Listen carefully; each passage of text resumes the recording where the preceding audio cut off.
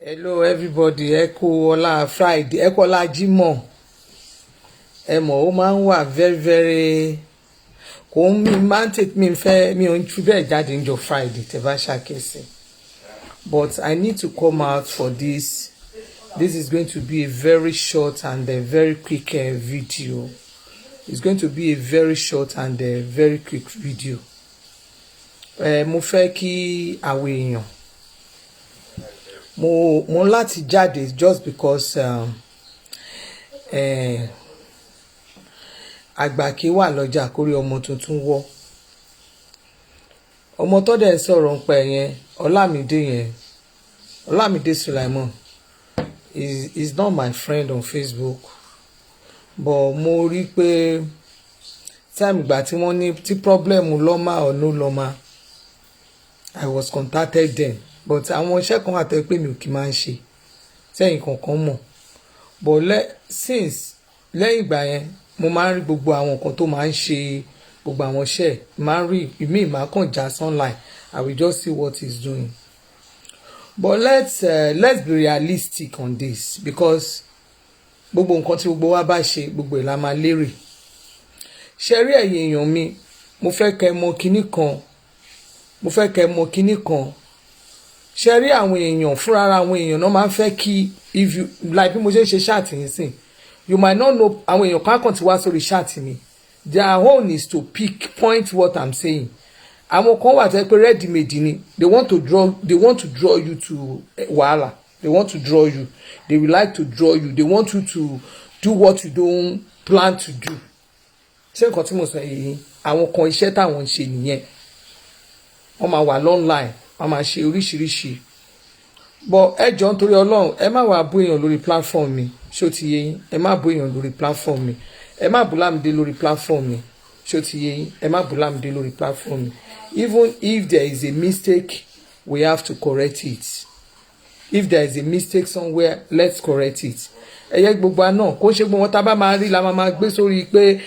kinní kan bó ṣe rí nìyẹn. Ó yẹ kẹ́ mọ̀ pé lórí Facebook yìí àwọn kan wà ready-made ni wọ́n máa ń wá opportunity ni, that opportunity tó bá ti fail ló ti fail nìyẹn.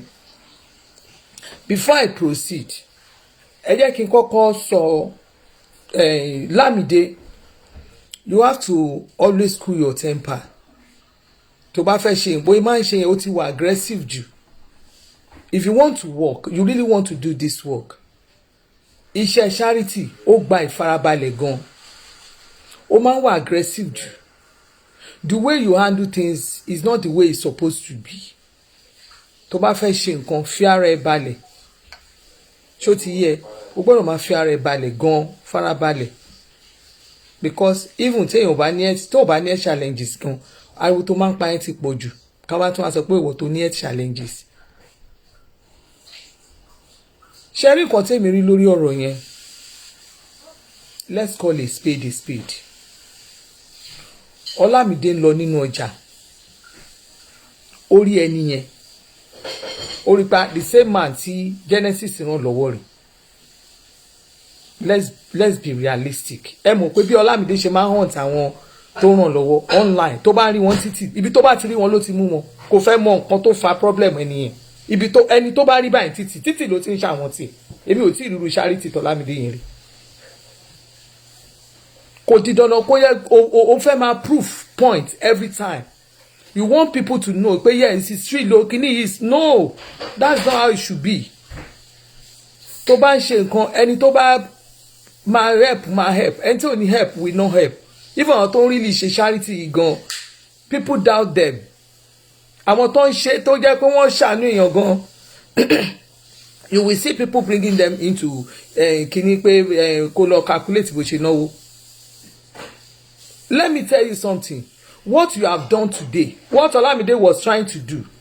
now pé bọ̀bọ̀ tí wọ́n fún lówó tí Genesis fún lówó ń jọ yẹn àwọn tún ti rí láàrin ọjà o,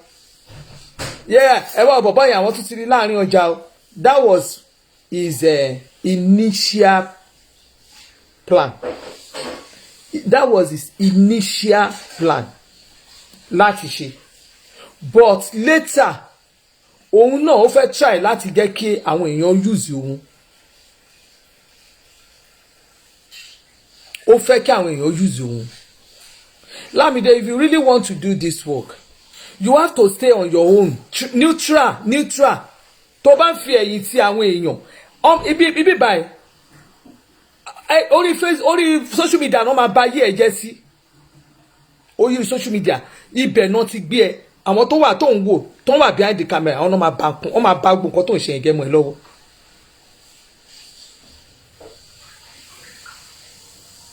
To be honest with you, ẹ jẹ́ kí gbogbo wa la bímọ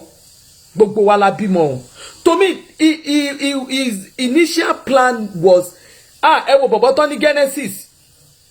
tó help ngbà yẹn, ẹ wá wò ó sí láàrin ọjà. He was trying to bring out the guy síta gbangba káwọn èèyàn rí. It doesn't mean any harm to Genesis. To be honest with you, let's be honest, because bẹ́ẹ̀mi bá ń rí nǹkan bí mo ṣe máa ń fojú tó bá rí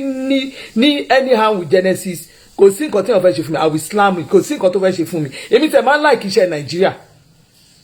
because tí n bá ṣiṣẹ́ Nàìjíríà, tí n bá ṣiṣẹ́ àwọn tó wà nílé, àjọ ríra wa tá bá délé, kò ní jẹ́ pé mo sá sẹ́yìn behind the camera mo ń bá èèyàn kan jẹ́. Èmi máa ń like iṣẹ́ Nàìjíríà, but iṣẹ́ òkè òkun ẹni tó rí tó ń bá jà gbogbo nǹkan náà máa fi ṣe fún ẹ ó rí wọn. Nǹkan tèmi mọ̀ ní pé ẹni tí mo mọ̀ pé ẹni tèmi àti ẹ̀tajọ́ ń ríra wa tó bá rí pé o fẹ́ ṣe anything against me, kó jẹ́ ọmọ tá a jọ ríra tẹ́ pé mo mọ̀ pé lọ́la o tá bá máa ṣe continuation yà máa tún pàdé Nàìjíríà. O máa even wọn ní ìdá tí máa júwe lé mi ẹnu ọ̀nà lé mi báyìí bus stop ni o máa kanlẹ̀kùn lé mi ni. Even o ní ìdá tí kanlẹ̀kùn ilé mi gan. Ẹ mọ̀ àwọn ilé tó máa ń kọ́ sí títì, ilé tí géètì mi kò ní cover up, open see through ní géètì mi. So I'm very very easy to locate. Bus stop dẹ̀ ní ṣọ́ọ̀bù mi wà. So àwọn iṣẹ́ bẹ́ẹ̀ lèmi máa ń like láti ṣe, ní ìdá tí máa wá mi kiri. So irú ọ̀rọ̀ tèmi bá sọ tí bá ní mi ò sọ bẹ́ẹ̀, mo ti kéré ju gbórú nǹkan bẹ́ẹ̀ yẹn lọ. Máa sọ and I will stand on it. To be honest with you, ọmọ yẹn ò mí ní anyhow pẹ̀lú Genesis. Àwọn èèyàn náà tọ̀nà ẹ̀mọ́ lọ́wọ́. Òun náà ó ń wo báwọn èèyàn ṣe pọ̀, ó ń wo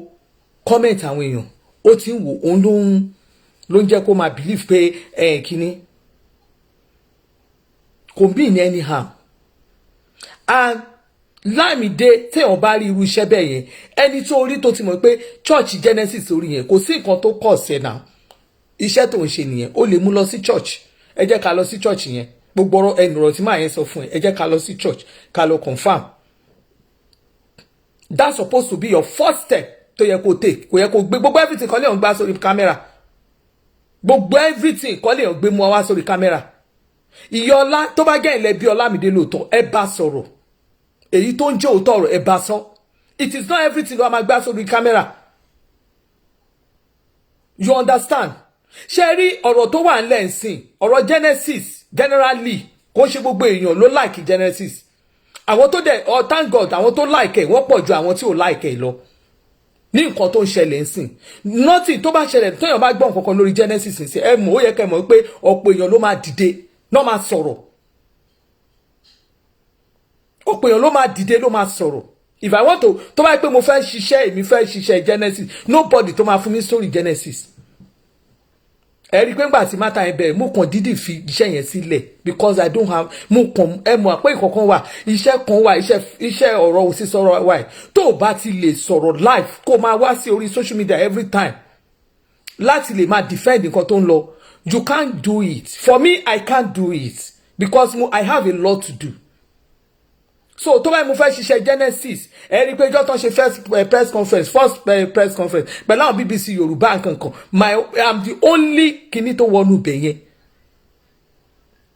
Patron church yẹn gbogbo àwọn tó wà ní church gbogbo àwọn tó jẹ́ sọ̀rọ̀ kí nínú church yẹn mi ìṣẹ̀lẹ̀ kanlẹ̀kùnlé wọn kí n tó wọ bẹ̀. If I want to handle they gave me the right to do everything about Genesis before but èmi ò ṣe mi ní time. Ẹ rí nígbà tí gbèyàn sọ pé Genesis kìnnìkan ẹ rí pé nǹkan tèmi kọ ọ̀tọ̀ because èmi ò ṣe nídìí àti gẹ́ kó máa fún mi story gbogbo nǹkan tó ń lọ kò sí tí mi ò mọ̀, so ìyẹn kọ́ ni mo fẹ́ sọ, ibẹ̀ yẹn kọ́ ni mo ń lọ. Ọmọ yẹn ò mí ní anyhow, so kẹ́ lè mọ̀ pé I'm on Genesis path. Mi ò ṣe ẹ gbàgbé ẹ mi lè deny pé èmi support Genesis to the wọ́n support ẹ̀ pa anything anybody lè sọ sí, but I don't bloody care. gbogbo wa nìyá gbogbo wa ni mọ́dà tó síbi tẹ́sí lè sọ̀rọ̀ burúkú against NSCC táwọn èèyàn nífẹ̀ẹ́ ìyá wọ́n fẹ́ ìyá ẹni yẹn wọ́n fẹ́ ìyá jẹ because gbogbo wa náà la bí ọmọ èèyàn ọ ní ogun ẹjẹ kógun mí náà èèyàn gbọ́dọ̀ máa wà nù kan kẹ́ tún máa ti sínú mi everybody àwọn èèyàn máa dìde pé kí ló tún ṣẹlẹ̀ so màmá ọlá ẹ bá Ọlámídé ẹ bá ọlá sọ̀rọ̀ that man ó yẹ kó ṣe investigation tó bá ṣe investigation yẹn kó tẹ̀ lọ mọ nǹkan tó ṣẹlẹ̀ and ẹ̀yin èèyàn tẹ́ bá wo fídíò yẹn dáadáa ṣe rí man tẹ́ ń sọ tó ń sọ pé kọ́ràn lọ́wọ́ ẹ̀ the man is so proud too proud you went to a church wọ́n kó gbowó tí wọ́n dá fún ẹ wọ́n dá fún ẹ àwọn èèyàn lè jẹ́jẹ́ ẹnu náà I'm so sure pé àwọn èèyàn lè jẹ́jẹ́ ẹnu kan sọ pé okay àwọn máa fún ẹ ní nǹkan báyìí wọ́n máa fún ẹ ní nǹkan báyìí wọ́n máa fún ẹ ní nǹkan báyìí you have to do follow up fúnra rẹ̀ náà ló sọ oná ní kí wọ́n máa wá sí church Genesis okay church ibo ló wá fẹ́ máa wá ṣé kán kówó fún ẹ kó máa lọ sí church ibòmí kó máa tajà kó wà okay kó máa lọ dáadáa mẹ́wàá sí ibòmí gbà fún múrí ni gbà fún gbàdà náà o ready o fẹ́ kàn fún ẹni wọ́n ti get ẹni tó fẹ́ fún ẹni tó wà ní the matter wọ́n ti get the way you talk shows that you are not ready kan help ẹ the way you talk sọ̀rọ̀ bí ẹni tó ready pé kan help ẹ kí ní church nsìn kéèyàn kan wá kó ní help òun ready àti lọ sí church mi ready àti lọ sí church mi ready àti máa ṣe yé kíní òun try ó wá fẹ́ máa ṣe bípẹ́ wọ́n pè mí o ọkọ̀ gbowó owó tán pàǹjọ yẹn ṣe bí wọ́n náà sọ pé wọ́n ló kó lọ wọ́n kó gbowó tán pàǹjọ yẹn fún ẹ ìyókù tán bá náà fẹ́ ṣe nǹkan fún ẹ is going to be gradual some tí ó lè expect kí wọ́n kó 1 million ṣé 1 million wá jẹ́ nǹkan tán rè lórí pápá ni tẹ́ bá máa wo kíní yẹn kò ń ṣòwò tó jẹ́ pé ìmídé ìnà máa kó lé ẹ lọ́wọ́ ó náà ní kó lọ mú yẹ wá tó wá ní kó lọ mú yẹ wá nǹkan ìyá tèmi náà bá ní kó lọ mú wá ó ní kó lọ mú yẹ wá and that is okay ó náà náà sẹ́wọ̀n ó gba 65,000 lákọ̀ọ́kọ́ ó gba 150,000 lẹ́lẹ́kejì ó wá ní ara màmẹ́ ò yá ó wọ́ lọ fi tọ́jú màmẹ́ ó ṣe kíní kan whose fault ta ni ẹ wá kàn èèyàn mélòó náà ló ń help èèyàn at least àtìlẹ́ni tí Genesis help ta dẹ̀ rí life táwọn èèyàn tán testify even àwa tá ní charity yìí people come to us èèyàn ti wá bá mi lẹ́nìí mo ti block àwọn èèyàn bíi mẹ́ta mo ti block people will come I need money iṣẹ́ mélòó náà lára tolú ẹ̀ ẹni mélòó ọ̀fẹ́ fún lówó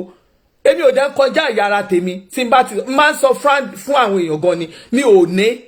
torí èmi náà jẹ gbèsè tí mò ń san lọ́wọ́ ìyí tí n bá rí i pé owó yẹn ṣe níwọ̀nba máa ń ṣe okay I will do it tó bá jẹ́ wọ̀nba tí mo rí i pé nǹkan tágbára mi ká mi ò lè máa san gbèsè tó bẹ́ẹ̀ yẹn mi ò ṣí charity mi ò ní nǹkan kan náà èmi náà ní problem tèmi so èèyàn kan yàn máa gbé kíní wá fún mi màá ṣàmà máa kùkù ẹ̀. To be honest with you èmi ò mọ̀rọ̀ pa fún yàn ẹ jẹ́ ká wà to be honest Dorcas please it is not something that it was planned to be honest Ọlọ́run Kristi gbọ́ ọmọ yẹn ò kàn mọ àgbékalẹ̀ ọ̀rọ̀ ni and the reason why I have to come out is because of that thing tí mo rí lórí kíní ẹ̀ Dorcas please bring it down please I'm begging you please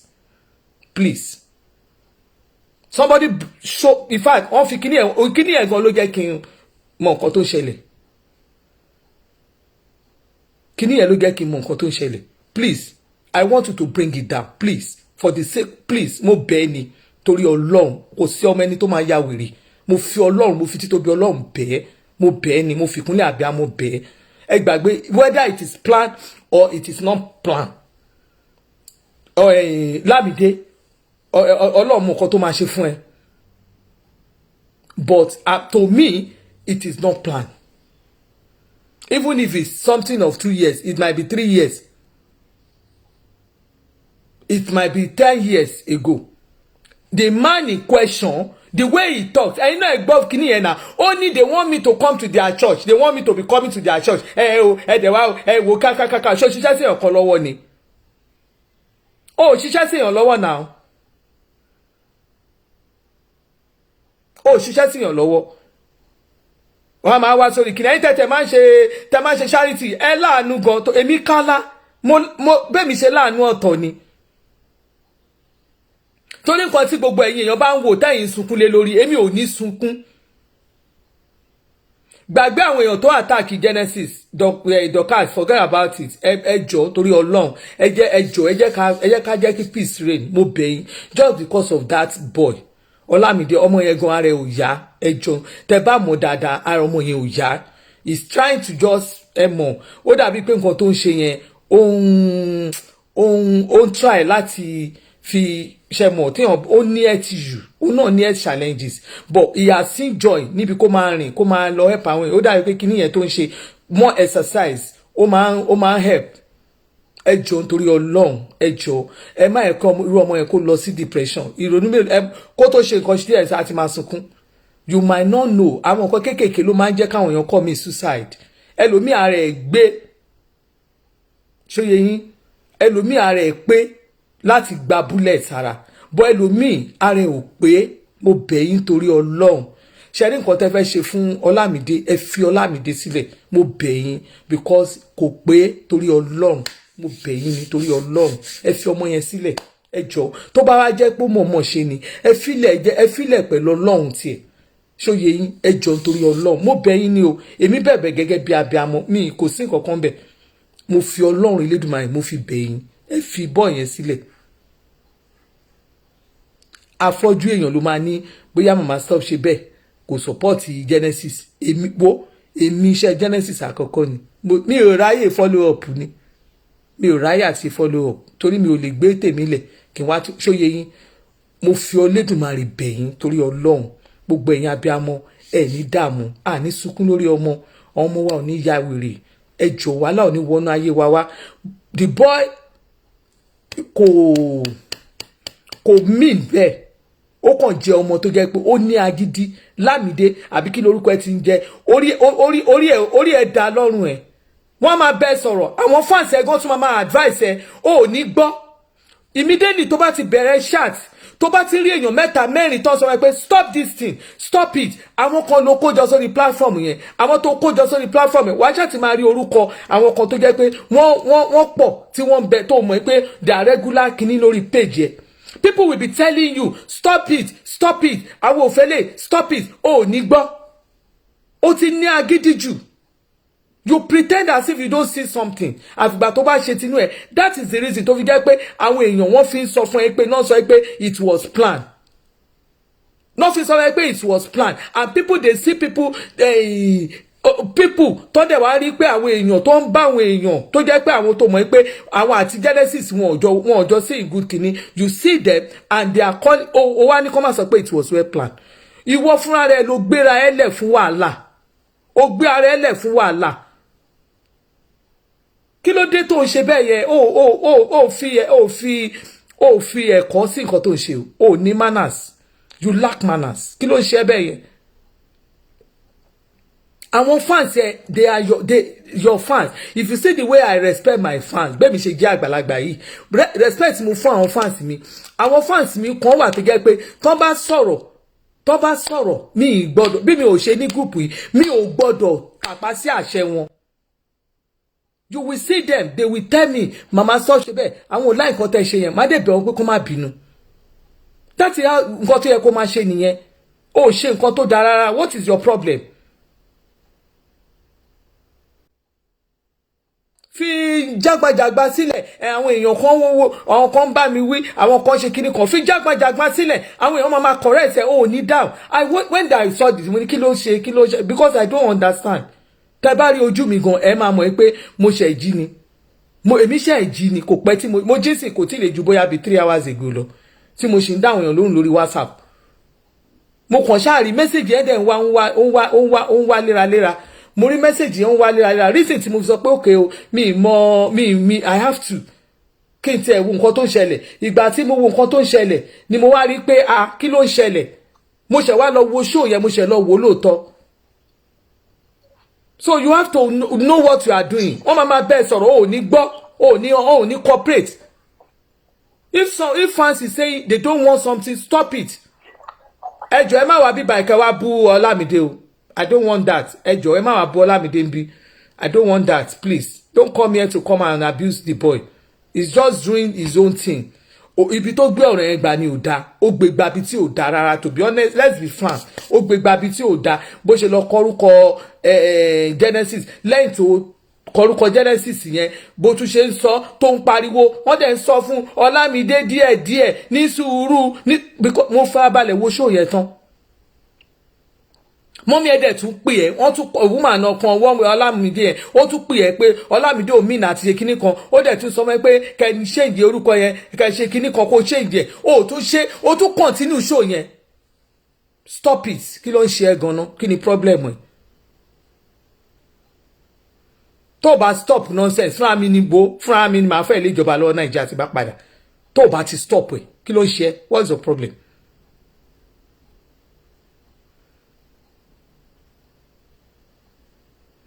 Listen, you have been doing a very wonderful job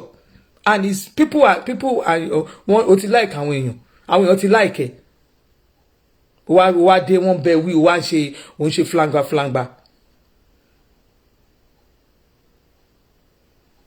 Mamola lè pè sórí messenger mi tẹ́ bá pè sórí messenger mo rí pé nìkan ọkọ mi pé can I call you on messenger orí fóònù yìí lè pè sí orí fóònù mi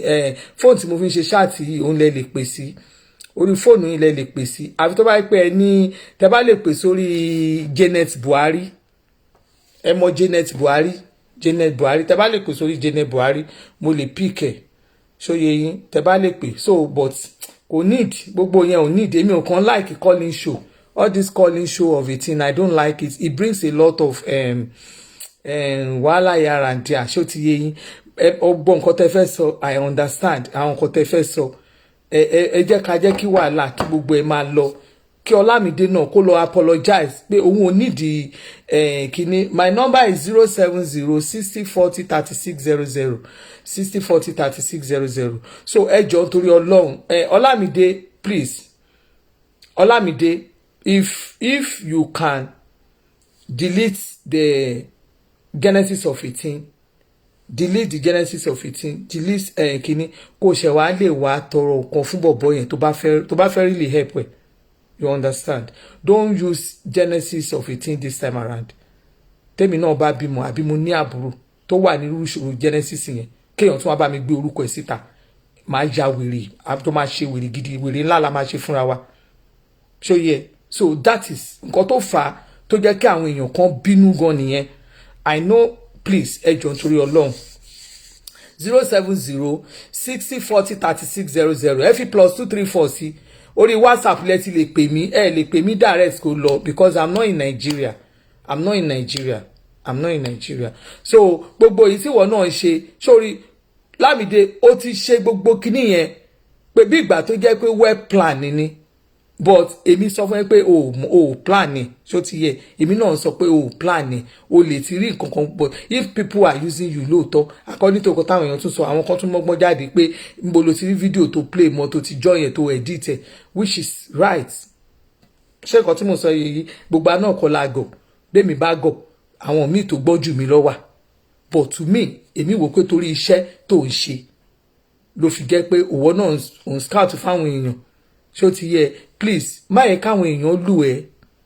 do your own thing the way you know how to do it àwọn tó love Genesis wọ́n á support ẹ̀ àwọn tó jẹ́ lovers ẹ̀ gangan wọ́n á support ẹ̀ má wàá fi pé tó bá lọ wò ó pé bóyá kínní má jẹ́ kí àwọn tí ò love Genesis kí wọ́n lù ẹ́ against you are doing a charity program o mọ bí tí ìrànlọ́wọ́ ti lè wá fún ẹ má jẹ́ kí àwọn èèyàn kan bà iṣẹ́ ẹ jẹ́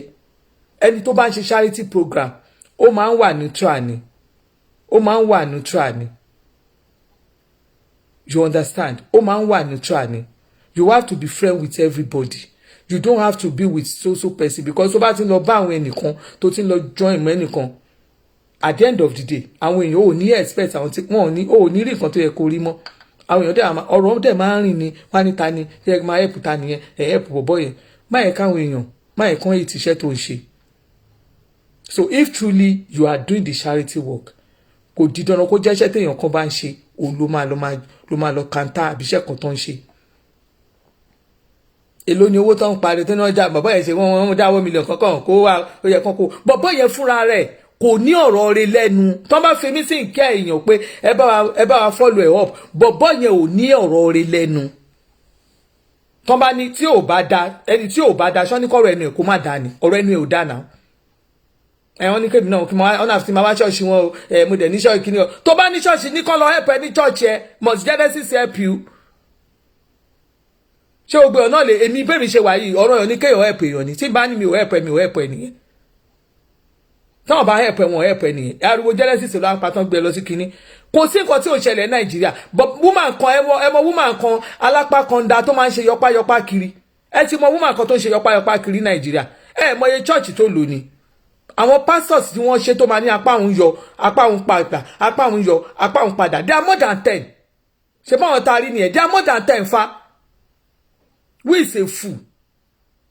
ó wá pariwo ojú màmá òun fọ kíní kan du màmá òun kíní kan ṣe màmá òun wọ́n sì gbogbo nǹkan bẹ́ẹ̀ èmi ò kó yẹn jẹ èmi bí mo ṣe wà yìí mo láàánú but mo dájú nǹkan táì gbogbo èèyàn bá ń ké táì bá ń ké sí èmi ò ń ké ojú mi dá gan nǹkan tí òwe ọba ń ké sí tó bá fi gbọ́ mi lójú mi tẹ́lómi bá rí ó máa kú nǹkan tó bá fi gbọ́ mi ò ń wà ṣe kíní yamayama bẹ́yìn èmi ò ń wà emotional bẹ́yìn torí gbogbo táì bá ṣe ìsùnkún tẹ bá ń sunkún bí mo ṣe wà yìí kò Ọlọ́run àwọn èèyàn máa ń sọ náà mo ti báyàn lọ sí mọ́ṣúárì lẹ́ẹ̀mejì báyìí tẹ mo dé mọ́ṣúárì yẹn gbogbo àwọn èèyàn ń ké adé mọ́ṣúárì àwa tájà gàfẹ́ wàá gbòkú ni náà tó wà mọ́ṣúárì yẹn ká lọ kó kàn wá tó máa fẹ́ wẹ̀ fókù àìkíní kan kìnìkan àwa tó yẹ pé ara ṣì ń kan wá ẹ jẹ́ ń wẹ̀ fún fúnra mi máa wẹ̀ fún they were so surprised ẹ̀ẹ̀mejì mo ti wọ mọ́ṣúárì wẹ̀ fókù fúnra mi mo bọ́ síbẹ̀ mo wẹ̀ fún ẹ̀ẹ̀mejì ni mo ti wẹ̀ fókù fúnra life láyé mi yàtọ̀ sáwọn arúgbó mi tí mo ní pé èèyàn wẹ̀ fókù mo bọ́ síbẹ̀ mo wẹ̀ mú kí ló wà ń bẹ̀ mo wẹ̀ fún àwọn tó wà mọ́ṣúárì gan wò mí ni mo ní abẹ́ ìyá wèrè tàbí fẹ́ máa fún ní kinní ojú tèmi dá ń tí gbogbo ọba ń ké sí I won't cry so gbogbo ẹ̀yin tẹ́ máa wọ emotional kinní kan ṣe nìkan yẹn kinní kan ṣe nìkan kí tó wẹ̀ pẹ̀ gan máa ti wẹ̀ dáadáa ṣọ́nà ọ̀nà fún ẹ̀pẹ̀ èèyàn ni ẹ jẹ́ ká stop ẹ̀ náà.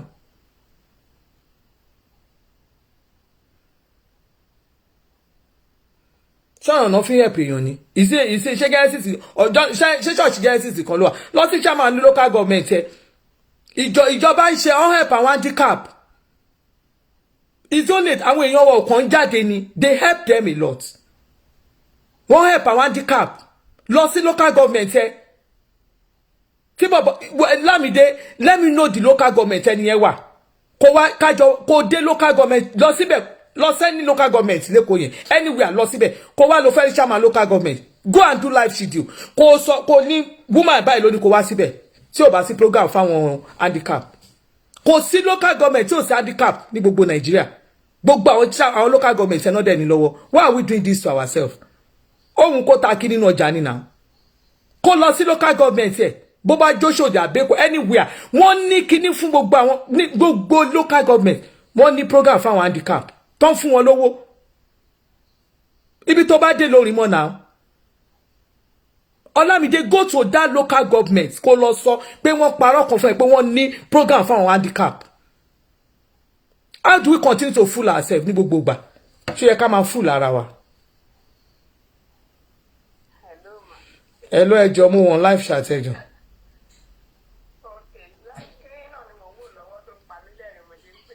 Okay ṣe fẹ́ sọ̀rọ̀ ni mà. No ìgbà tẹ́ sọ̀rọ̀ yẹn ẹ ti so because èmi ò like wọn máa pè mí sórí live kí lórí program ó máa ń distract mi kò dẹ̀ ní ó máa ń jẹ́ kí n máa understand because mi tẹ́ ó tún máa ń dá èṣù lẹ̀ kiri so mo fi Ọlọ́run bẹ̀yìn ẹjọ́ ṣé gbogbo ẹni tẹ́ búyàn lórí platform mi gbogbo yìí ni máa bú Ọlọ́run gbogbo yìí ni máa block ẹ má búyàn bí ebi ò bá wọn ṣe fracas mi ò dẹ̀ ń búyàn mi ò ń báyàn jà ẹni tó bá kí mi máa kí ẹni tí ò bá kí mi go kó kálukú lọ́nlọ́ ẹ̀ so mo bẹ̀ yín ni torí Ọlọ́run. Madam tẹ́ bá lẹ́ ń pè mí orí WhatsApp lẹ ti lè pè mí mo ti sọ fún pé orí WhatsApp lẹ ti lè pè mí you can't get me direct Nigerian line mi ò lè lọ meanwhile sí lórí kíní mi so I don't know your number and WhatsApp mi ó máa ń select ẹ má bínú mọ́mí ọlá I don't even want you to call in that is me mi ìfẹ́ ní controversial lórí platform mi mo ti sọ tèmi ọlá doesn't mean it ẹ sọ fún kó lọ delete ẹ kó wá lọ ṣe ayé mo sọ wípé kẹ́ ẹ pè lórí Janet Buhari Mamola ẹ mọ̀ Janet Buhari ẹ lọ sórí Janet Buhari ẹ jẹ́ n fa àkáǹtì yẹn wọ̀nyí. This is Janet Buhari ṣẹ́rí ṣẹ́ ti rí èmi rè ń bíbà tẹ bá pè lórí ẹ mo lè pick ẹ. This is Janet Buhari èmi mo wà ń bẹ̀ tẹ bá pè lórí ẹ mo lè pick ẹ because mo jẹun wá Mamola yẹn ṣe send ẹ lè send friend request mi gan sin because mo ti fẹ́ parí show mi èmi mo ní nǹkan tí mo ń lọ ẹ jẹ́ n tẹ orúkọ tẹ́lẹ̀ mo ṣàrí pé ọlá ìyọlá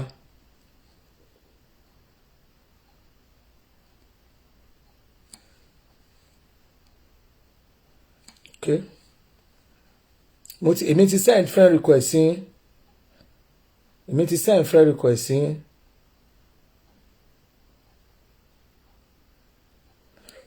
so èmi send friend request yín èmi gan ti ń pè yín mo fẹ́ tètè lọ ṣe nǹkan tí mò ń ṣe bóyá ẹ̀dẹ̀ máa pè náà ni anyway mi ti send friend request yín ṣá bóyá mi mọ̀ bóyá ẹ accept or no so ọ̀rọ̀ tèmi ò ní jù bẹ́ẹ̀ lọ because èmi fẹ́ parí show yìí mo fọlọ́run bẹ̀ yín ẹ jọ̀ọ́ nítorí Ọlọ́run ẹ jẹ́ ká ẹ má yẹ ká gba èṣù láàyè ẹ jọ̀ọ́ nítorí Ọlọ́run meanwhile tá bá tún bẹ̀rẹ̀ sí ni máa fa ọ̀rọ̀ ẹ̀yin tó jẹ́ pé ẹ wà lórí kí náà ti ń pè ẹ wà lórí love prophet Israel Ọládélé yẹn ẹ jọ̀ọ́ if you attack anybody àwọn míì náà máa attack wọ́n á bẹ̀rẹ̀ sí ṣe attack ṣé yẹn tún ni prayer alone prayer is the best it is not pé à ń attack à ń defend à ń ṣe kinní yẹn wàhálà ó máa fẹ́ lójú sí ni wàhálà máa fẹ́ lójú because everybody ló máa fẹ́ proof point ẹ̀ if really you really love this man àdúrà lọ́rọ̀ Israel kùn àdúrà lọ́rọ̀ ọmọkùnrin yẹn kàn it is not pé a fẹ́ máa proof point or a fẹ́ throw shade throw weight I mean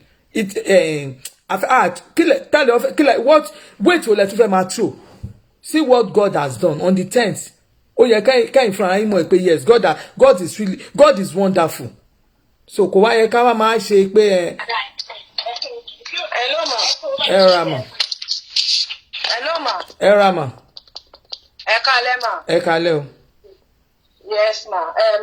Mọ́mí Ọlá ló ń sọ̀rọ̀. Yes. Ẹ ṣé mo dúpẹ́ gan fún opportunity tẹ́ fún mi. Ẹ dẹ̀ ṣé mo dúpẹ́ fún ipò abiyamọ tẹ́ dúró sí ní alẹ́ yìí. Mo dúpẹ́ o, Ọlọ́run á túbọ̀ máa ràn yín lọ́wọ́, Ọlọ́run á túbọ̀ máa wà pẹ̀lú yín. Pẹ̀lú yín. Mo lè fẹ́ fi àsìkò yìí sọ fún gbogbo àwọn èèyàn tó wà lórí platform yín lálẹ́ torí mo ti rí oríṣiríṣi tó ti lọ lórí Facebook lálẹ́ yìí tí ò dẹ̀ yẹ kó rí bẹ́ẹ̀.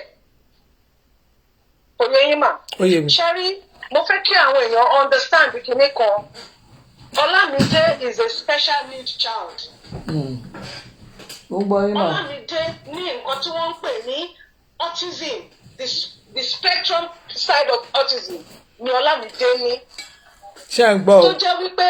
ó máa ń ṣe nǹkan ó wà very very impulsive. Ó wà very very impulsive. Ó kàn máa dédé ṣe nǹkan. Ó jẹ́ èèyàn kan tó jẹ́ pé ó wà highly emotional. Very very emotional. Débi wípé bóyá nítorí pé nǹkan tó ń go through Tọ́lámídé bá rí èèyàn tí nǹkan kan ń ṣe there and then tó bá kù 100 naira lápò ó rẹ́dì láti kó gbogbo owó yẹn sílẹ̀. Ó wá lè kọjá sẹ́nì kejì kó máa ní òun ń tọrọ. Wáyé tí àwọn èèyàn ò ṣe ro excuse me ma ẹ lọ wo show yẹn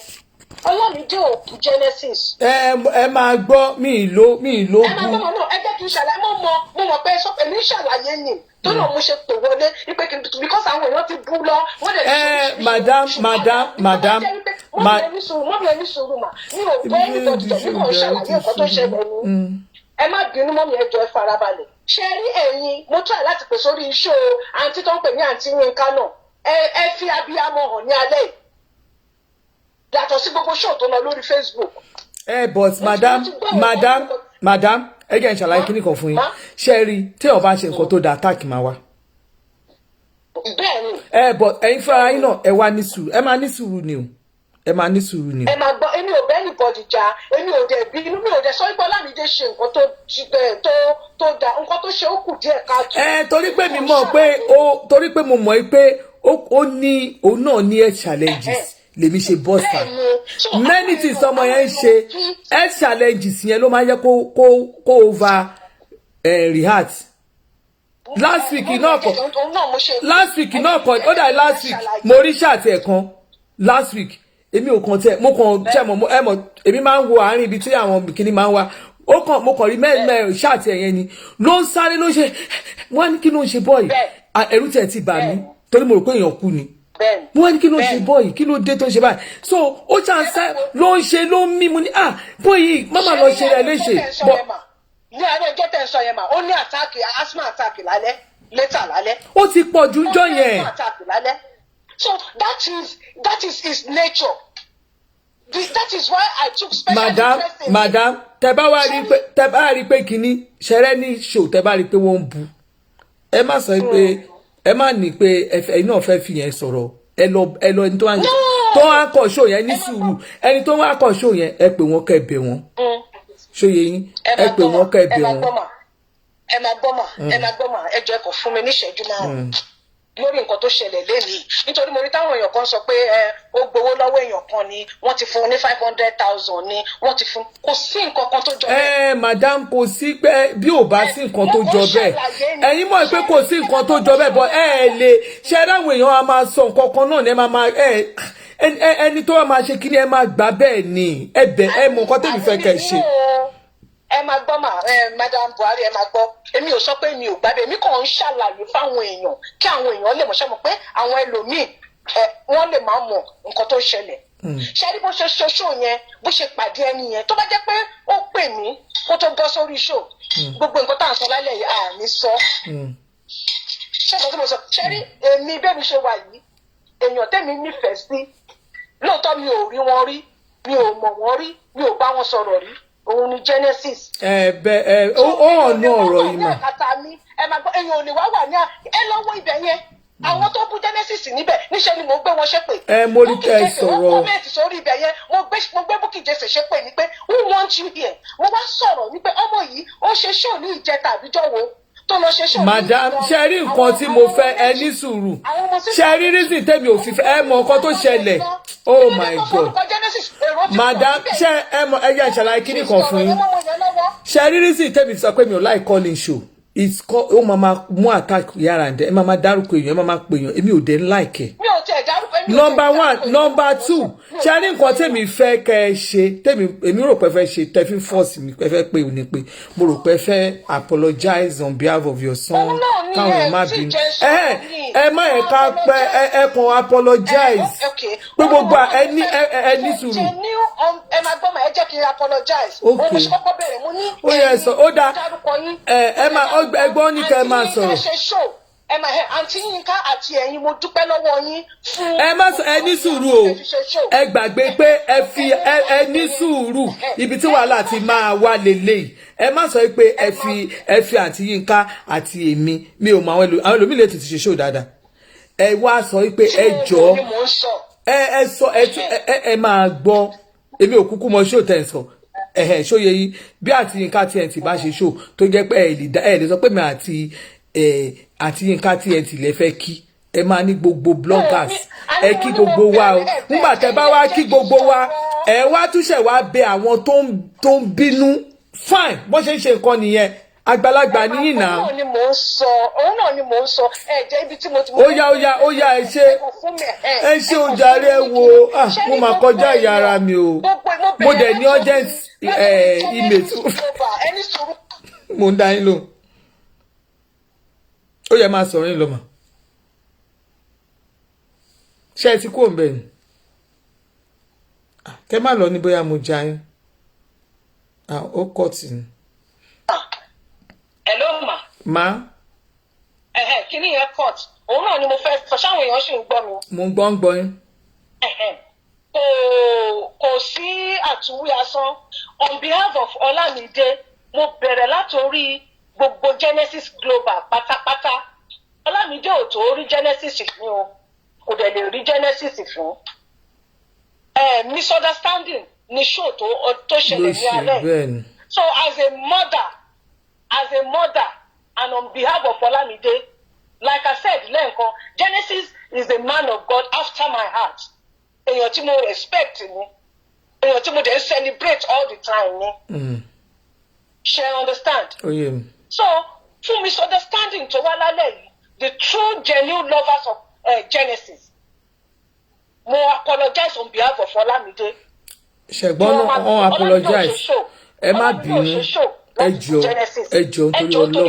torí Ọlọ́run mo bẹ̀ gbogbo yín ni torí Ọlọ́run. Wọ́n lè fi àsìkò yìí náà rọ gbogbo àwọn tó ti blog Olamide. Now that you understand the reason, Olamide ò ṣe show, kò dẹ̀ gbowó lọ́wọ́ anybody, kò dẹ̀ scam anybody. Gbogbo àwọn tó dẹ̀ ti ń gbé síta pé. Ẹ má wọrí Oscar, oh madam. Wípé Olamide is a special need child. Madam. So whatever he does, he's not doing it. lè justify pé ọmọ yín ò ṣe scammer. Ohun tó bá ti mú ọmọ. Oh my God. Báwo lẹ ṣe ń ṣe báyìí? Ohun tó bá ti mú yín tẹ wá online. Tọmọ ti tán on ṣe program tó ti jẹ́ pé wọ́n ti like program ẹ̀ wọ́n ti ń ṣe wọ́n ti ń wọlé ó ń jáde. Madamu wọ́n máa pè scammer. Okay, ma. Ẹ máa gbà ní gbogbo ẹ fẹ́ máa justify kò ń ṣe scammer kò ń ṣe kinní kan kò ń ṣe irú èmi sì yìí after tẹ́ bá ti wọn Báládé Buhari scammer ni lórúkọ mi next orúkọ is scammer ẹni tó bá ti wọ online scammer gbogbo wa náà máa ń pè ó lè ní gbogbo wa kò sẹ́ni tí ò ń ṣolè so ẹ gbàgbé pé wọ́n pè lólè ẹ fẹ́ máa justify wọ́n pè lólè wọ́n ṣe kinní kan ìgbà kan ṣòye gbogbo yẹn ó lọ gbogbo iṣẹ́ yẹn náà aṣọ ń ṣe ń lọ ni. Ṣóyè yìí ẹ jọ torí Ọlọ́run once again ẹ lọ bẹ̀ gbogbo Genesis Global ọ̀nà bẹ̀ gbogbo Genesis Global ṣe ń gbọ́ Genesis Olamide ò tó bẹ́ẹ̀ láti rí man of God ṣe ń gbọ́ ẹ jọ torí Ọlọ́run madam bàbá Olamide ní Genesis ẹ jọ torí Ọlọ́run ẹ wá sọ fún Olamide kó lọ even bẹ́ẹ̀ lómi wọ́n gbé show yẹn kò mí madam ẹni kí mo ti change ẹ mo ti delete orúkọ Genesis kúrò. Apásọ̀ pé delete orúkọ Genesis lọmọ yín dáńbẹ̀ ẹ gbàgbé pé delete okay ma ní kó delete show yẹn kó dẹ̀ lọ ṣe show mi kó lọ ṣe show mi lórúkọ ẹni tó fẹ́ ṣe show fún even àwọn èèyàn àwọn tẹ́ ẹ̀ set wọ́n tún máa tún fún lówó èmi gan náà máa tún try pé ẹ jẹ́ kébì náà tẹ̀ ṣe ń bẹ̀ ṣóye yìí ẹ jẹ́ kó lọ yọ kò da nǹkan tí ò da ò da meanwhile ohun Genesis ló ń gbọ́n bẹ̀ ó dẹ̀ tún play kí ni show Genesis ń bẹ̀ kò da ẹ jẹ́ ká gbogbo abẹ̀rẹ̀ ọlọ́ torí ọmọ yín náà ni at least èmi ò kúkú mọ mi kúkú ṣe kí náà pè mí ìdẹ̀rojú yín rí mo kàn máa ń rí i pé Ọlámídé kíní that's all ṣẹlẹ̀ ẹ̀yin èèyàn tẹ́ bá yes ma Ọlọ́run á dá ọgbọ́n ọmọ wa sí àwọn ọmọ ní dààmú lórí ọmọ Ọlọ́run á dùn wá nú ẹjọ́ ẹ̀yin obìnrin ẹjọ́ mo fi títí Ọlọ́run bẹ̀yìn ẹjọ́ nítorí Ọlọ́run èmi ń bẹ̀bẹ̀ ni bóyá àdónù bóyá nítorí pé àwọn ọmọ mi èmi náà mo mọ̀ pé at least àwọn ọmọ èèyàn wọ́n máa yọ Genesis kò bẹ̀ wọ́n máa yọ kíní ẹ̀ kó lórí platform kò sí ogun tẹ̀yìn lè gbè kò sọ́wọ́ táwọn èèyàn lè gbè Lámìdé ṣe mọ̀ pé Nàìjíríà lèmi àti ẹjọ́ wà ṣọ́ ààrẹ download ibi báwo ni kẹ́ máa gbé ṣó lọ Lámìdé ṣáàtì ó máa delete ẹ̀ kó lórí kìíní ẹ̀yin lẹ́dẹ̀ máa ń báwo yẹn máa tà kiri ẹ̀yin lẹ́mu ẹ máa bẹ̀rẹ̀ sí tàróbó ni ẹ máa tà kẹ́ ẹ mú table water sí kẹ́ ẹ mú pure water sí ẹ̀yin lẹ́ni problem yìí tẹ̀ ń gbé kiri ẹ máa gbé kiri ó ti kó lọ́rùn ọmọ yẹn wọ́n ní ká jẹ́ kí kinní mi bẹ́ẹ̀ bá tó jẹ́ tó tọ́lẹ̀ láìkí Genesis ẹ fi arákùnrin sílẹ̀ àdúrà ló yẹ kẹ́ máa gbà fara Genesis kò dá báyìí torí Ọlọ́run kò dá mo fọlọ́run bẹ̀yìn kò dá tẹ́ bá mọ bí ọ̀rọ̀ Genesis bó ṣe mu ọmú lọ́yún àwọn kankan you will never know kò ṣe gbọ́n ló máa bọ́ online ló máa sọ tẹ́ bá mọ bí ọ̀rọ̀ Genesis bó ṣe mu ọmú lọ́yún àwọn kan lè mọ̀.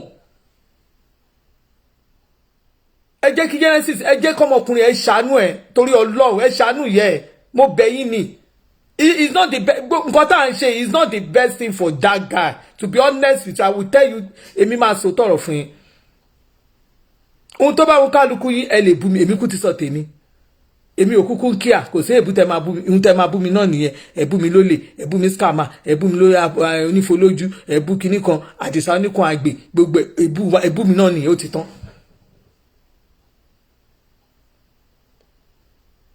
tàbí ká ẹ pè mí ní Boko Haram ẹ pè mí náà tó ń ṣe kinní kan kò kàn mí.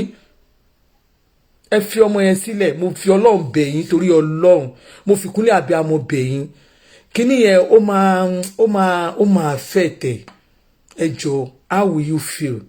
kọ́ wá ní ọmọ yẹn bó bá tí kíní yẹn bá bẹ̀rẹ̀ sí ṣe kọ́ nìkan lọ ṣe how will you feel torí Ọlọ́run ó náà ti fẹ́nu sọ yẹn ara ọmọ yẹn ò yá ọmọ yẹn kàn jẹ́ ọmọ kan tó jẹ́ pé ó ń try láti make ara ẹ̀ happy ni mo fi Jésù bẹ̀ yín torí Ọlọ́run ẹ jọ mo fi kúnlẹ̀ abiyamọ bẹ̀ yín gbogbo náà la mọ̀ pé kò easy ẹ jọ ara ọmọ yẹn ò yá ẹ jọ nítorí Ọlọ́run ẹ mọ̀ pé mi ò fi bẹ́ẹ̀ dá sí àwọn ṣọba I don't need time mi ò ń dá sí ó náà nǹkan tí máa ń ṣe but mi ì lè rírun nǹkan bẹ́ẹ̀ yẹn kí n wá gbójú mi kúrò èmi náà bímọ tèmi mo bẹ̀ yín ni ẹ lè bú kẹ ẹ lè sọ nǹkan míì bó ṣe rí nǹkan tí mo rí yẹn Dorcas má bínú o lè bú mi o wọ́n dẹ̀ lè ní kó má dá mi lóhùn o wọ́n lè ṣe kíní o àwọn èèyàn lè sọ oríṣiríṣi o ṣe mọ̀ pé mi ò lẹ́nu mi ì dẹ̀ nérò mi ò ń ṣe kí náà pé but èmi kàn ń bẹ̀ ẹ́ ni gẹ́gẹ́ bí abiyamọ bá mi yọ ibi tí ọmọ yẹn tó ti bọ́ra sí òwò yẹn bá mi yọ kúrò torí Ọlọ́run ibi tẹ́ ti gbé pé nǹkan kan ṣe yẹn mo bẹ̀ ẹ́ jọ torí Ọlọ́run Dorcas mo bẹ̀ ẹ́ ni má bínú tí n bá ṣẹ̀ má bínú mo bẹ̀ ẹ́ torí Ọlọ́run ni ẹ má bínú ẹni tí n bá ṣẹ̀ lórí ṣóò tí mo ra ṣe tó yá mo ṣẹ̀ yín ni mo fi kúnlẹ̀ abiyamọ bẹ̀ yín ẹ má bínú torí Ọlọ́run ẹ má bínú mo kàn wo ti ìkúnlẹ̀ abiyamọ mo dẹ̀ wo ti Genesis ṣe mọ̀ mo wo ti Genesis mo wo nǹkan tí ọmọkùnrin yẹn ń là kọjá mo wo nǹkan tó ń ṣẹlẹ̀ lárand mo wo àwọn nǹkan tó tún ṣẹlẹ̀ undergroundly at least mo bọ́ sá mo ṣe show tí mo ti ṣe ẹ̀yẹ mo mọ̀ọ́mọ̀ ṣe show yẹn ni and on that show mi regret pé mo ṣe ṣóye mo regret pé mo ṣe ẹni tó bá ní pé mo ṣe show at least wàá máa fi di next Friday máa dé Nigeria next week Friday anytime from Friday upward èèyàn lè wá fọlọ́pàá gbé mi kẹ́ ẹ máa mú mi èmi ò ń sá ṣóye yín ẹ̀rù ń bà wá ọmọ Nàìjíríà lèmi Nàìjíríà mo ń gbé mo ti sọ tèmi mo dẹ̀ ti sọ fọ́mọ ẹ̀ nǹkan tó máa ṣe òun mò ń bọ́ síta tí mò ń sọ yìí ẹ jọ̀ọ́ nítorí ọlọ́ ẹ bá mi forgive Ọlámídé ọmọ yẹn ò mí ní ẹ̀bẹ̀ Ọlámídé don't pick call ṣe rí à ń pick call lórí show yẹn it's very ó máa ń fa wàhálà gan ó ń fa wàhálà gan you don't know because àwọn èèyàn wọ́n máa ń lo pick call lórí show wọ́n máa fi ń lo against speakers gan you don't know most of you dey understand you will not know where enemy tó máa call àwọn ọ̀tá tó àwọn náà máa bọ́sítà náà máa antagonize wọ́n á ṣe bí ìgbà tó yẹ pé wọ́n support ẹ̀ people will not it will not look real bí ìgbà tó yẹ pé àwọn èèyàn ṣe ìwọ ti rí bọ̀bọ̀ yẹn ó fẹ́ ṣiṣẹ́ lórí ẹ̀ but so mi èmi ò believe pé nǹkan ló ràn mi believe Lámìdé fẹ́ ṣiṣẹ́ bọ̀bọ̀ ẹ̀ fúnra rẹ̀ ni ṣó ti yẹ ó fẹ́ ṣiṣẹ́ bọ̀bọ̀ ẹ̀ fúnra rẹ̀ ni nobody sent him gbogbo ṣe ń ṣe yẹn ó fẹ́ ṣiṣẹ́ bọ̀bọ̀ ẹ̀ fúnra rẹ̀ ni but Lámìdé judo gbogbo yàmàyàmà tó ń ṣe ó máa fi bà charity ẹ̀ jẹ́ ó lọ kọ́ṣẹ́ lọ́dọ̀ àwọn tó ń ṣe charity kó lọ bọ́n ṣe ń ṣe kó lọ farabalẹ̀ kó bọ́n ṣe ń ṣe most of them wọ́n wá bá wọn bí tán gbé wà ní oní nọ́mbà ẹ̀ ló yẹ káwọn èèyàn pè ẹ́ kọ́ máa wá bá ẹni kò sí pé olúwa máa ṣe àwọn èèyàn kiri títì gbogbo wọn tó ń ṣàkiri títì náà gbogbo wọn máa ń fi ibi sú ẹgbẹ́ yìí ni wọ́n máa tún bu ẹ̀ wọ́n á tún ìmí gan wọ́n tó gbé lọ sọ́tẹ̀lì ó fẹ́ lu ẹ̀ wo bí woman ìwọ̀n kan tó fojú ẹ̀ rí most of them because you pick them on the streets they don't need your help you go to them you beg them to help them so ẹni tó bá ti beg láti help ó máa fi ibi sú ẹ but ẹni tó dìde wà bá ẹ tó fún ẹ ní wàhálà even if you want to do this thing wá ọ́fíìsì kó lọ máa kó máa register ni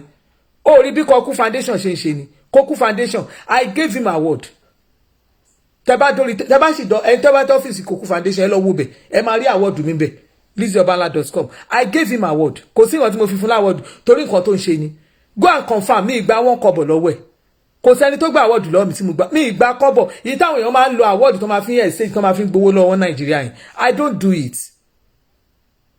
Mo fún àwọn èèyàn ní award dáadáa. I gave it out to them because èmi mo ríṣẹ́ tó ń ṣe inú mi dùn sí. Then I gave it out. I don't collect money. Ẹ lọ confirm, ẹ bẹ̀ lọ Kọ́lá Olótù. I send award to them. Mo send sí ẹni tó wà lábro ní kíní. I send to them. Ọmọ ya Sherry ìgbà yẹn, I know what she was doing. I gave out my award free. Lady kan náà wà l'Amẹ́ríkà. Mistura something báyìí ló ń jẹ́. I gave her award. Láì gba kọ́bọ̀. I use my money to give award to the people. It's not a matter pé kẹ́ wá ṣe ẹ fún mi láwọ́ọ̀dù ẹ ṣe kinní kan. Mo tẹ̀lé àwọn kan tó yẹ pé ńgbà tí mo ní pé ókè tán ni wọ́n máa bá wa máa ẹ bá wa ẹgbẹ́ gba awọ́ọ̀dù yẹn ẹlòmíì gan tẹ̀lé pé bóyá money is not attached to it. Kí ló wà ní gbogbo nǹkan tó bó bá máa ṣe nǹkan ṣe let people know that you are doing it. Kò dìgbà táwọn bá wọ táwọn èèyàn lọ títì ó bá ti èèyàn kan tó ń gbọ́mọ lọ òun náà ọmọ ẹ̀ ò jẹun ó mọ̀ pé àìmọye ẹlòmíì tó ń lọ bọ́rù ọmọ tó ń wá sí títì tó ń tọrọ owó ó lọ sójúrin tó bá dójúrin ní Agége wà lẹ́ni tó gbé ìbẹ́ta sọ́dọ̀ ìbẹ́ta mẹ́tẹ̀ẹ̀ta ọ̀dẹ́ ń ṣọmọ ẹ̀ wọ́n rẹ́ǹtì wọn ni. ọmọbọ́lá ń lé don't worry ẹ jẹ́ kí n ṣe 5 years award ẹ jẹ́ n ṣe 5 years kíní mi ẹ jẹ́ n ṣe 5 years mi àwọn tí mo fẹ́ fún láwọ́ọ̀dù mo ti ń ká wọn lẹ̀ to be honest with you àwọn tó ń comment lórí platform mi àwọn tó yẹ pé wọ́n lè ṣe kọ́ máa comment àwọn tó ń like gbogbo ẹ̀ mo fáwọn èèyàn láwọ́ọ̀dù dáadáa Ọlọ́run. So that is how I've been doing my things. So kò di ìgbà tó yẹ pé ó máa wá àwọn èèyàn kiri títì òun wá wọn lọ títì òun bá lọ pé bí Kọ́kú foundation ṣe lówó tó go and confirm mi ìgbà dáìn lọ́wọ́ ẹ̀ wọ́n kọ̀pọ̀ mi ìgbówó lọ́wọ́ ẹ̀ I gave it to him because mo rí nǹkan tó ń ṣe. Gbogbo àwọn tó ń ṣe charity yẹn gbogbo wọn ni mo fún láwọ̀ tó ń ṣe dáadáa I gave it out nígbà tí mo ṣe 1st year anniversary mi ẹ ṣáà rí inú fídíò bẹ́ẹ̀ bá rí ẹ lò lọ́wọ́ lórí YouTube nígbà tí mo ṣe 1st year anniversary pé mo ń sọ̀rọ̀ online. Ṣé gbogbo nǹkan náà la máa attach kíní mọ́ ni ìwọ Ọlámídé ṣọ́ ara ẹ̀ kó máa lọ online kó máa nǹkan tó bá rí àwọn èèyàn jẹ́ káwọn èèyàn wá ẹ wá yé ṣe àwọn èèyàn kiri títì mọ́ àti gbogbo àwọn tí ò ní díẹ̀pù tó ń ṣàǹkìtì eléyìí tó ń ṣe lọ́wọ́ ìgàn bọ́bọ́ yìí ò lè mọ́re tó rọ́rọ̀ ẹnu ẹ̀ ò da bó ṣe ń sọ̀rọ̀ òun ló máa kọ́ kúrú ni. Lámídé tó bá fẹ́ mọ ibi táwọn tó kúrú wà ṣé o nídìí ibi táwọn tó kúrú lọ sí Aláṣìá tó bá ti ń bọ̀ láti Agége tó wọ mọ́tò Ṣòdì bọ́ọ̀lẹ̀ l'Aláṣìá níbi sáìdì àwọn lásìmà yẹn tí ọ́fíìsì àwọn task force wà tó ń páàkì mọ́tò bá ti mú mọ́tò sí àárín bẹ́ẹ̀ l'Aláṣìá wọ́n ní kíní association wa tó wà ń bẹ̀ tó bá ń wọ ẹni tó tún kúrú jù ẹ bẹ́ẹ̀ lọ wà ń bẹ̀ so jẹ́ ìjúwe ibẹ̀ fún ẹ kó lè mọ̀ dáadáa tó bá nídìí ẹni tó kúrú ìbò bá pò láìkì kó máa sunkún lọ síbẹ̀ wà láwọn tó pọ̀ rẹpẹtẹ ń bẹ̀ ìmí gan kúrú gan ó fara wọ́lẹ̀ báyìí ni wọ́n wà bẹ́ẹ̀ gbígbẹ́ ní association wọn wà àwọn draft ibẹ̀ náà wà ọ́fíìsì wọn wà ń bẹ̀ ohun tó bá tí ò bá yẹ béèrè lọ́wọ́ mi inbox mi máa dẹ lóhùn inbox mi máa dẹ lóhùn àwọn kan míì tó yẹ pé kan fúnra ẹ wà láàní it is not everything ìgbà míì gan ó lè jẹ́ lọ́dọ̀ chairman local government ẹ̀ gan tó máa bẹ̀rẹ̀ sí máa bá wọn pò tó bá ríyàn l'Agége máa lọ bá ọ́fíìsì lọ bá chairman local government wa kó lọ síbẹ̀ kó lọ bá bí wọ́n bá ní wá nǹkan ṣe sọ̀rọ̀ ẹ̀ irú àwọn kan bẹ́ẹ̀ lọ máa bá àwọn tó wà ní ìjọba àwọn tó wà ní ìjọba wọ́n ti gbowó yẹn already why do you continue táwọn máa fúnra wọn wàhálà tó bá dé hospital tó bá rí pé ó dé hospital wọn ò san wọn lówó wọn ṣe kínní lọ sọ́dọ̀ chairman local government local government yẹn ìyẹn la máa fi mọ̀ pé yes you are really doing the work ó ṣe wíwẹ̀ náà la máa san sàkáǹtì wọn àwọn ìjọba ń ṣiṣẹ́ wọn máa ṣe nǹkan tó gbọ́dọ̀ ṣe ni wọn ọ̀rẹ́ nìkan lè máa gbówó wa kó máa pò lọ sí ìlú òyìnbó kó máa fowó tọ́jú àwọn ọmọ wọn àbára fẹ́ pa wọn ni. bó ṣe wà nìyẹn bó ṣe máa ṣe nìyẹn kò ṣe gbogbo ẹ̀ náà ní kìíní míì wà tẹ́ pé local government chairman ló máa lọ bá tí chairman yẹn bá fẹ́ fún ẹ ní wàhálà ó máa pa fa wàhálà gidi gan tó máa ṣe wàhálà live chat la máa ṣe tó máa pariwo ń bẹ̀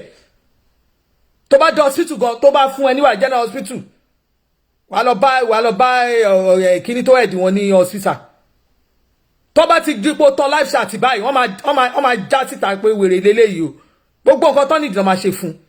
nǹkan tọrọ Nàìjíríà gbà sí nìyẹn but not everything làwọn máa gbá sórí social media àwọn èèyàn wọn ẹwẹ eléyìí ó ní àwọn kíní tó yẹ kó wà àwọn tó wà níjọba ló yẹ kẹ́ embarrass máa embarrass wọn ìyẹn ló máa better oríyàn ló ṣòdì ń bẹ yẹn ló gbé lọ sí local government ló fẹ́ ṣe nǹkan lágége orílẹ̀ anywhere gbọ́dọ̀ dẹnu kíní kan kẹ́nìkan máa ṣe kẹ́nìkan ṣe owó tó gbówó ìjọba ó máa gbé débẹ̀ ní ó yá yes ẹni ó need help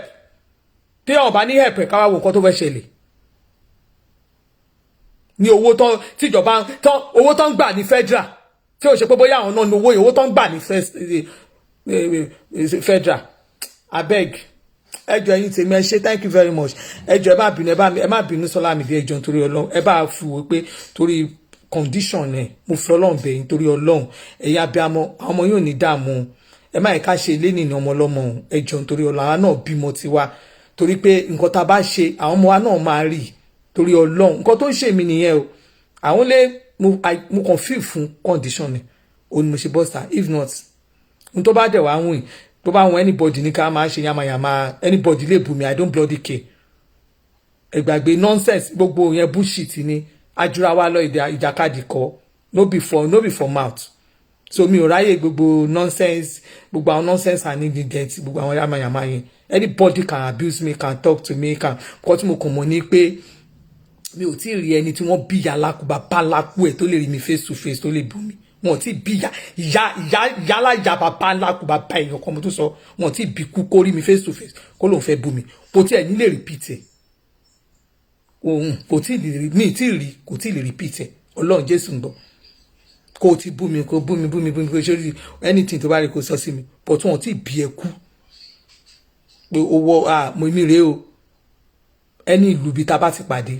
ká pàdé kó wá ní mo bú ẹ náà nìyẹn mi tí ì rí ẹni tán bí kú ó ṣe obìnrin ó ṣe ọkùnrin ni Ọlọ́run àlejò méjì àbọ̀ Ọlọ́run lè ń jọ yẹn so kò jù bẹ́ẹ̀ lọ tó bá wọn anybody ni kò sọ anybody can abuse anybody we are free to do anything. Ọmọbọ́láńlé any I'm updating for you sef gbàgbé ẹ̀ àjọlẹ̀pọ̀ ní Adé Williams and co ṣe fún mi àpèké ọlá ṣúgà gbogbo àwọn àyà lẹ̀pọ̀ ní ẹ̀yin ẹ kò sí nǹkan tẹ́yin lè ṣe fún àtìlẹ̀pọ̀ ẹ gbàgbé òṣì àjọlẹ̀pọ̀ ní ẹni tó bá love mi mo love regardless of where you are I don't bloody care bí mo ṣe wà tó bá love mi I will show love to you tó bá ti show love tí mo pẹ́ ni ẹ show love to me why tí mi ní show love sẹ́ni ẹni ẹ ò ṣẹ̀ mí náà ẹni tí ò ṣẹ̀ mí ẹni tí ò ń bú mi ẹni tó ń pọ́n mi lé màá bù màá bàjá I don't fight I can never do that reason tẹ́ ẹ fi lè rí mi kẹ́ rí mi pé bóyá mo ní kinní bóyá mo ní kinní kan mi ilé tí Jésù máa fi dé mi lè báwọn ṣe show ṣe gúrùpù Facebook àbí kí ni gúrùpù àbí kí ni wọ́n máa ń ṣe mi ilé báwọn ṣe because number one kò sí ẹni tó ṣàṣe ìjà ló ẹ bá gbájà ló ń gbẹ̀yìn àlè because ò ní mọ ìgbà tó máa kó ọ̀tá ó máa kó mọ́ ó máa kọ́ta ó máa kó mọ́ kínní ni o lè mẹ́ni tó láìkẹ́ ẹni tó ètò ẹ̀ máa wà ń bẹ̀ gan wọ́n á dẹ̀ máa mọ àṣírí ẹ̀ why will I have to do that I can't do that so bá a ṣe ń sọ̀rọ̀ yìí ti wà okay ẹ tó bá fẹ́ bá mi sọ̀rọ̀ ó bá mi sọ̀rọ̀ ẹ má wàá gbàgbé òkúmọ̀dá ń lọ mi ẹ tí mo wá announce ẹ ní òkúmọ̀dá ń lọ mi April 16 ní Ajílété lọ́nà díròkò àmàǹkárá 5,000 tó bá wọn ẹ kó fẹ́ ṣe àǹkárá kí lélẹ́yìn nǹkan kí lélẹ́yìn ṣe owó tèmi ti ṣe látàrọ ó ṣe ń send the message owó tí mo ti ṣe láti over 2 hours ṣe ń send the rubbish message nonsense so bó ṣe rí nìyẹn ẹ tó bá fẹ́ ra àǹkárá ẹ inbox mi tàbí kẹ́ send message mi lórí 070 60 40 36 00 tàbí kẹ́ ẹ lè comment lórí anything mi lórí Facebook pé ẹ lè má sí lórí friend mi tó bá comment pé mama stop ṣe bẹ́ẹ̀ kẹ́ béèrè lọ́wọ́ àǹkárá mo tẹ̀ ṣe máa update pàǹkárá ti wà ńlẹ̀ ẹ tó bá fẹ́ ra àǹkárá tẹ́ bá tiẹ̀ fẹ́ lè ṣe kínní ẹ lè lọ sí nọ́mbà 140 Ìpájà road Agbọ́tikúyọ̀ bus stop number 140 Ìpájà road Agbọ́tikúyọ̀ bus stop ẹ̀dẹ̀ lè wọ́n ti change orúkọ ẹ̀ sí Senator Bọ́lá Ahmed Tinubu wè torí ẹ̀ lè pọ́ lọ́kadà míì ẹ mọ̀ pé nǹkan wa òun pẹ́ kíákíá lẹ́sẹ̀kẹsẹ̀ wọ́n ti fi signboard sí róòdù wa Senator Bọ́lá Ahmed Tinubu wè Lágége ni mo wà agbọ́ ti kúyọ̀ tẹ́ bá ti dá gbọ́ ti kúyọ̀ ẹ bèèrè lọ ifá àbójú àwọn ọmọ ọ̀tá ilé ní ṣọ́ọ̀bù Mama Stop ṣe bẹ́ẹ̀ lẹ́ ń lọ tàbí kẹ́ ní ṣọ́ọ̀bù ọba ńlá àbí ṣọ́ọ̀bù Jésù lọ́ba orúkọ mẹ́ta tó ń pè ní Stop ṣe bẹ́ẹ̀ ọba ńlá àbí Jésù lọ́ba tẹ́ bá ti náwó bójú ọmọ anybody wọ́n máa nípa ṣọ́ọ̀bù wọn ní nọ́mbà 140 Ìpájà road ẹ ti rí bẹ́ẹ̀ wọ́n ṣe cross ìbá ẹ wọ̀ bẹ́ẹ̀ ra àǹkárá 5000 ẹ kàn kọ orúkọ yín sílẹ̀ pé èmi báyìí ni mo wá ra àǹkárá o ajílété láti fẹ́ ṣe general invitation ni ẹ máa wo ku general yẹn ni tá a máa gbá ski gidi gan ẹni tó bá wù ní kó wá ẹni tí ó bá dẹ̀hùn kó má wà mi ò fẹ́ kí èèyàn kọ́ sọ pé àwọn kan ló pé àwọn kan ni ò pè inú àdéhùn Jésù lọ́ba for sure bẹ́ẹ̀ ni ẹni Jésù lọ́ba ẹ bá ti rí Jésù lọ́ba bá ti sùn so àwa ìṣòro mọ̀ ojú làwọn ìṣàìmọ̀ fọlọ́kọ ẹ̀rọ anybody dé ń bà wá Adéyàn ní nobody will ever insult you like this ẹ̀yin ò mọ̀ kò sẹ́ni tí òun búyàn jàre àwọn èèyàn máa búyàn ní òde ń kíá wọ́n ti wá kàn wọ ẹ wo bí tẹ́ ẹ ti wà ẹ wo bí tẹ́ ẹ dé ẹ wo bí tẹ́ ẹ wà ẹ wo bí tẹ́ ẹ ń lọ you come online kẹ́ máa èmi tèmi ti ní ọmọbìnrin tó ń dóyàn mo ti ní gẹ́rẹ́ èmi ti náà ọmọ so màá ṣe àwọn máa ṣe yàmàyàmà online wọ́n máa ṣe báwọn kan bẹ́ẹ̀ yẹn ọ̀nà jìn téèyàn ń lọ ju gbogbo yẹn lọ ọ̀nà tèmi jìn ẹ mọ̀ máa sọ fún yín náà àwọn èèyàn gidi ni àwọn ọ̀rẹ́ mi o èèyàn gidi ni àwọn ọ̀rẹ́ mi èèyàn gidi ni àwọn tèmi so mi gbọ́dọ̀ ṣe